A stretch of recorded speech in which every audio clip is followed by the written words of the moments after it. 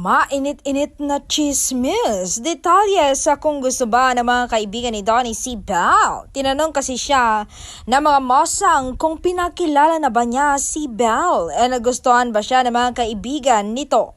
Sabi ng aktor, sino ba namang hindi magugustuhan ang isang Belle Mariano? She is a standard at mas gusto na nila si Belle kaysa sa akin no?